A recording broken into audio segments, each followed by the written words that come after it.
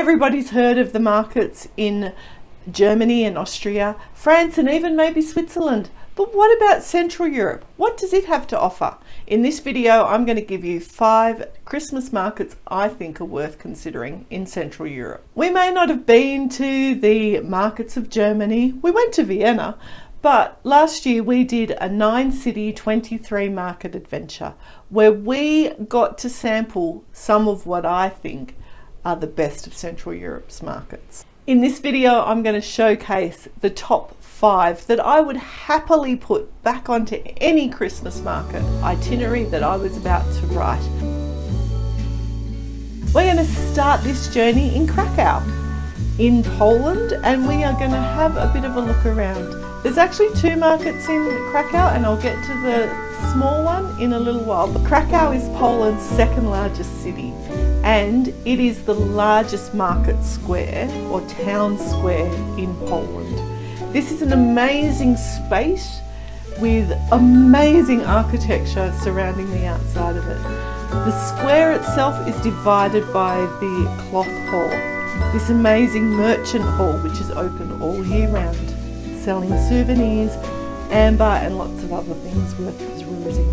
Even though the Christmas market only takes half of the Krakow main square on footprint, and it is just the one side, it is still 100 stalls of food, local arts and crafts, decorations and everything you want from a Christmas market, including a stage that it was one of the only cities that we did actually see some live entertainment on a semi-regular basis when we were walking through, because it seemed to have a good community feel. We really enjoyed that market. You can try pierogi as a local thing. Really started to understand the complexity of different markets and the different glühweins that are on offer in different cities.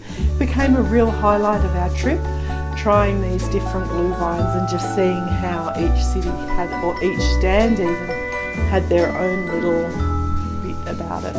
The market is open from 10 AM to 8 PM from late November through to the 1st of January. Of course, check the local guide for any up-to-date closures, early closures, or if there are open and closing dates. Quite often when you go to the markets in Germany and Austria and possibly the ones in France, you go to get Christmas mugs.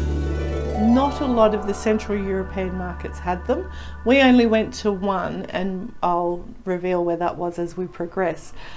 That's not part of what happens at the Christmas markets in a lot of Central Europe. So if that is something that's important to you, just keep that in mind, that even though these are lovely markets, they don't have necessarily mugs or cups on offer. Now, I did say there were 2 markets in Krakow. The second one is at the Galeria, the shopping centre. It was just outside. It was a small market, lots of food and a couple of local artisan stores as well.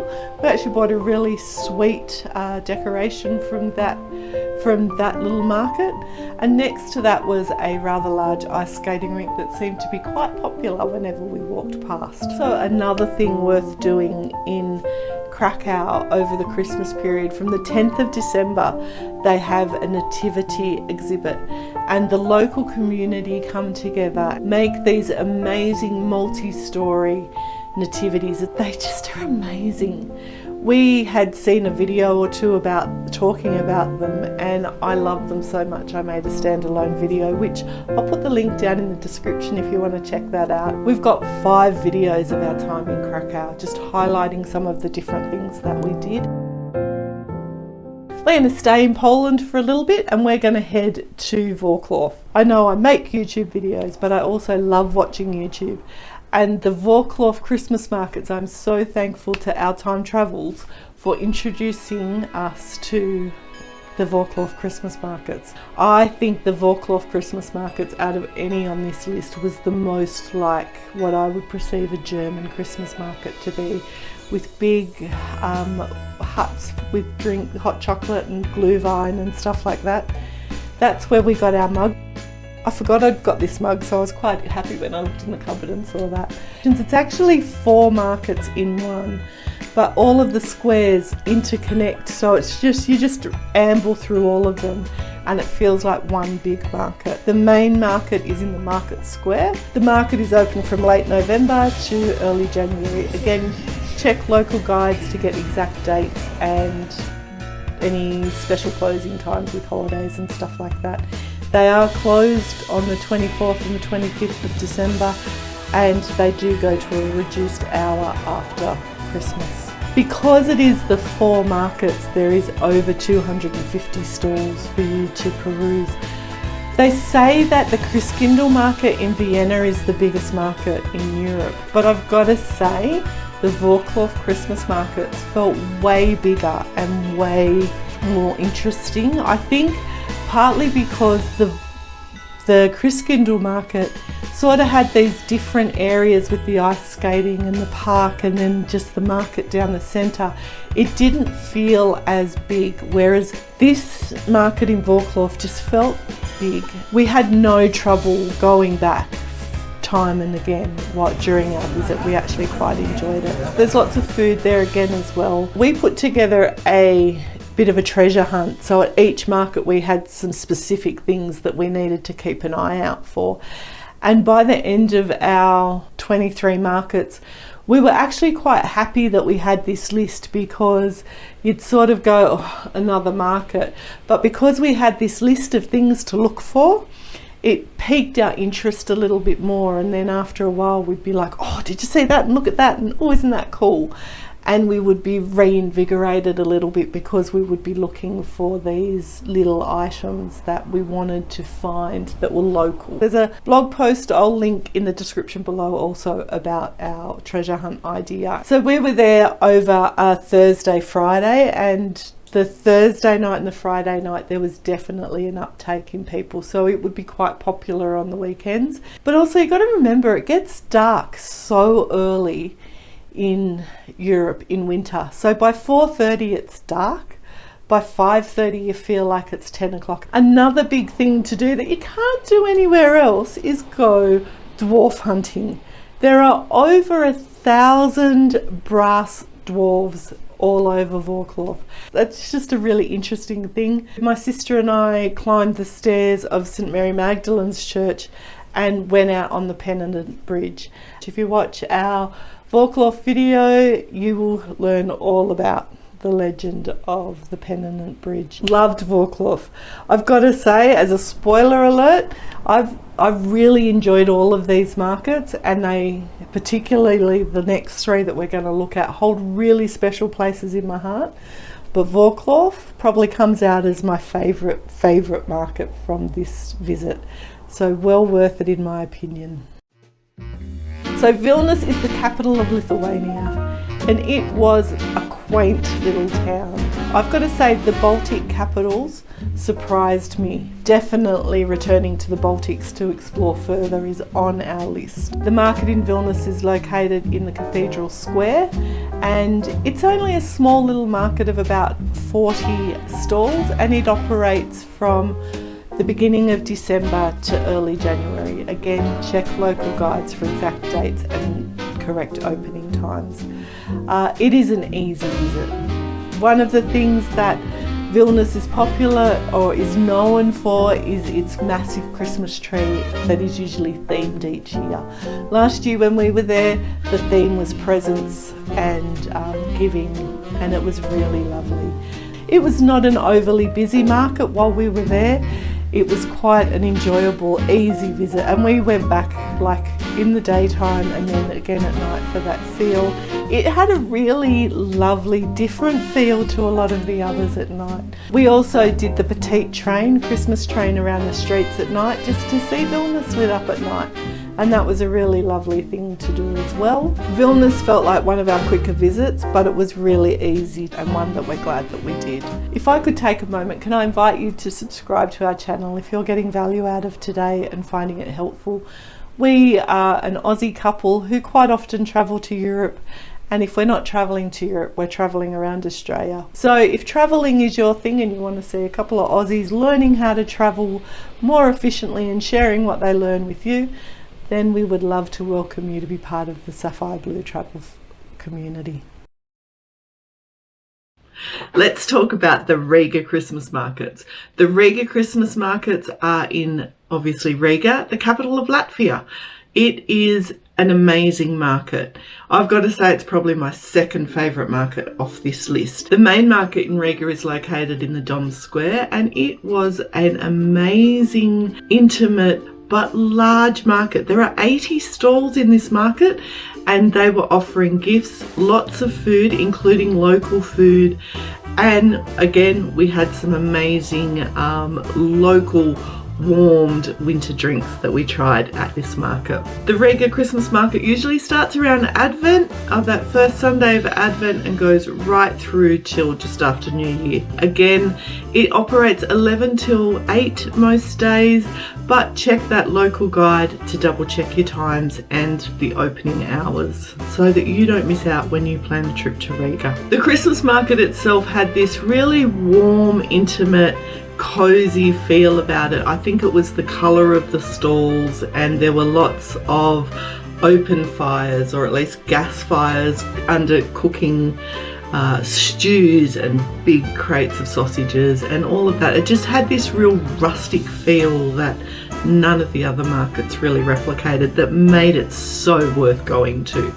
There were some live sheep, and for the kids there was this cute little man-powered merry-go-round out with hand-carved seats and stuff of little animals. It was really, really sweet.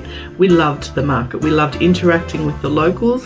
The only downside, I would say, to the Riga Christmas markets was the local radio station sets up a studio and broadcasts live, but also broadcasts out over the market. And if they were doing a live spot, it was really loud and quite distracting from the overall feel.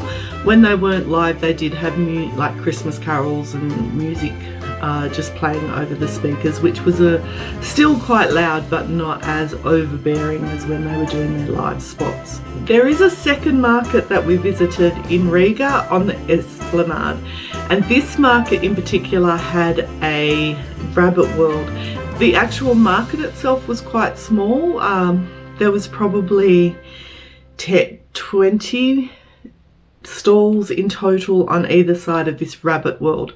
Rabbit world is what you go for, and it was this massive enclosure with, I would have no idea quite a few rabbits in it, and you could buy a cup of carrot that was cut up, and you could feed the rabbits around the perimeter of this rabbit world. There were houses and everything. It was a quaint little market, a nice little walk, and a nice little gimmicky thing, I guess, to do in Riga. And it also, we went there and visited it at night, so we got to see some of the streets of Riga at night. Walking through the park at night with its light installation was a really lovely environment. The other thing too, Riga doesn't have mugs, but it has these plastic cups. Now these cups and the mugs, if you were to buy mulled wine or a hot chocolate at a market that had these cups, you might think, oh, the mulled wine is so expensive. Why is it expensive? Because you're paying for the cups as well. But if you don't really want to bring home the cup of either sort, you can take it back to a spot. Sometimes it's where you buy it, sometimes it's a designated stall, and get your money back. So you pay this deposit that's automatically included into the purchase of your hot drink. We loved Riga. We loved the feel of Riga. We loved the Riga Christmas markets for its feel. And again, I would put it on my list. Okay, we're finally at the end of our list. And our last but definitely not least town or city is Tallinn. When we decided that we wanted to do a white European Christmas, Phil set about doing a lot of research, and he came back and declared one day that we were going to be spending Christmas in Tallinn because it was one of the cities that had a high chance of having snow and getting a white Christmas. I was ecstatic. So our whole itinerary was planned around Tallinn. Tallinn is a beautiful city with a medieval history. And the more we dug, the quicker we learned that medieval history was going to become pivotal in how we enjoyed our Christmas there. But let's start with the Christmas markets. Why would you go to the Christmas markets in Tallinn? They are in the medieval old town square, right next to the town hall. And it is just another exquisite setting. It's got a large Christmas tree in the centre of the market area, a large stage. It was actually the place that we saw the most spontaneous street entertainment and entertainment on the stage. I think in the whole time that we went through markets, we saw the most when we were wandering through Tallinn. It's got rides for the kids, it's got food, it had lots of stalls.